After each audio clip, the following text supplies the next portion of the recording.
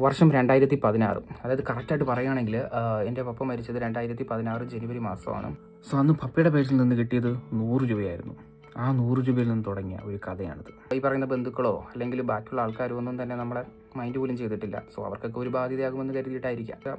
എന്നെ നേഴ്സിംഗ് പഠിപ്പിച്ചത് ഒരു സ്പോൺസറാണ്. അതായത് എൻ്റെ നാട്ടിൽ തന്നെയുള്ള ഒരു വ്യക്തിയാണ്. എൻ്റെ മുഴുവൻ 4 വർഷത്തെ എൻ്റെ പൈസകളും കാര്യങ്ങളെല്ലാം തന്നതും ആ വ്യക്തി തന്നെയാണ്. എനിക്ക് അറിഞ്ഞുകൂടാത്ത ആൾക്കാർ പോലും എന്നെ ഒരുപാട് ഹെൽപ്പ് ചെയ്തിട്ടുണ്ട്. അതിനൊക്കെ എൻ്റെ നാട്ടുകാർ ഒരുപാട് ഹെൽപ്പ് ചെയ്തിട്ടുണ്ട്. ഇപ്പം അമ്മയാണെങ്കിൽ ഇപ്പോൾ പറയുന്ന എക്സാം ഫീസ് അടയ്ക്കാനും അല്ലെങ്കിൽ സ്കൂളിൽ പോകാൻ എന്തെങ്കിലും വണ്ടിക്കൂലിക്കായാലും അപ്പോൾ ഇങ്ങനെ ഒരുപാട് പേരിങ്ങനെ ഹെൽപ്പ് ചെയ്തിട്ടുണ്ടായിരുന്നു. അപ്പോൾ എൻ്റെ അമ്മയുടെ വീട്ടിൽ അവിടെ അതിന് ചുറ്റും കുറച്ച് അല്പം പൈസ ഉള്ള വീട്ടിലെ പിള്ളേരൊക്കെ ഉണ്ട്. അപ്പോൾ അവരൊക്കെ ഉപയോഗിച്ചിട്ട് വരുന്ന ഡ്രസ്സുണ്ട്. ഇപ്പോൾ ഈ ഡ്രസ്സ് എൻ്റെ അമ്മച്ചിയുടെ കൊടുക്കും. അപ്പോൾ ആ ഡ്രസ്സ് ഞങ്ങൾ വാഷ് ചെയ്താണ് ഉപയോഗിച്ചുകൊണ്ടിരുന്നത്. കുറേ വർഷത്തോളം അങ്ങനെ തന്നെയായിരുന്നു. എൻ്റെ അറിവിൽ ഡ്രസ്സൊക്കെ നമ്മൾ വാങ്ങിയിട്ടുള്ളത് എൻ്റെ അറിവിൽ അത് അധികം ഇല്ല. മുഴുവൻ ഇങ്ങനത്തെ ഡ്രസ്സൊക്കെയാണ് ഞങ്ങൾ ഉപയോഗിച്ചുകൊണ്ടിരുന്നത്. ഞങ്ങളുടെ വീട് മഴയത്ത് ഷീറ്റൊക്കെ പൊട്ടി ഇങ്ങനെ ചുവരിലൂടെ വെള്ളം ഒഴിച്ച് ചുവർ ഒരു നാൾ ഇടിഞ്ഞു വീണു. എന്നുവെച്ചാൽ ചുവൻ്റെ പകുതി അങ്ങ് ഇടിഞ്ഞു വീണു. അപ്പോൾ നമുക്ക് രാത്രി കിടക്കണമല്ലോ. അപ്പോൾ ഞങ്ങളൊരു ഷീറ്റൊക്കെ എടുത്ത് മറച്ച് വെച്ചിട്ട് പിന്നീട് 1-2 ദിവസം കഴിയുമ്പോൾ പഞ്ചായത്തിൽ നിന്നും പാർട്ടിയിൽ നിന്നൊക്കെ ആൾക്കാർ വന്നിട്ട് നമുക്കത് കെട്ടിത്തന്നു.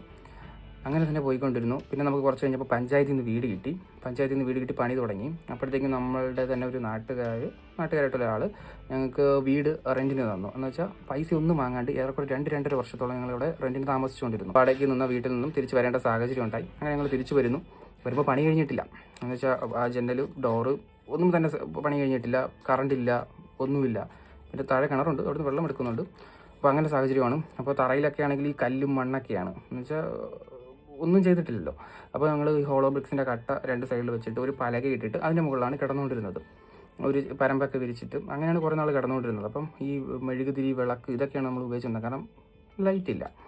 സോ ഞങ്ങളുടെ അവിടെ ഒരു ക്ലബ്ബ് ഉണ്ടായിരുന്നു, ടാഗോർ പൂതാളി എന്ന് പറഞ്ഞിട്ട്. അപ്പോൾ എൻ്റെ ഒരു ഹോൾ നഴ്സിംഗ് ഞാൻ പഠിച്ചത് അവിടെ ഇരുന്നിട്ടാണ്. കാരണം വീട്ടിൽ ലൈറ്റ് ഇല്ല, കറണ്ട് ഇല്ല. സോ അപ്പോൾ അങ്ങനെ തന്നെ ഒരു 6-7 മാസത്തോളം അങ്ങനെ തന്നെ പോയിക്കൊണ്ടിരുന്നു. പിന്നെ അതിന് ശേഷമാണ് ഞാൻ ഡൽഹിയിലോട്ട് വരുന്നത്. എന്ന് വെച്ചാൽ നഴ്സിംഗ് പഠിച്ചു കഴിഞ്ഞു. പിന്നെ എനിക്ക് ഡൽഹിയിലോട്ട് പോകാനുള്ളൊരു സാഹചര്യം കിട്ടി.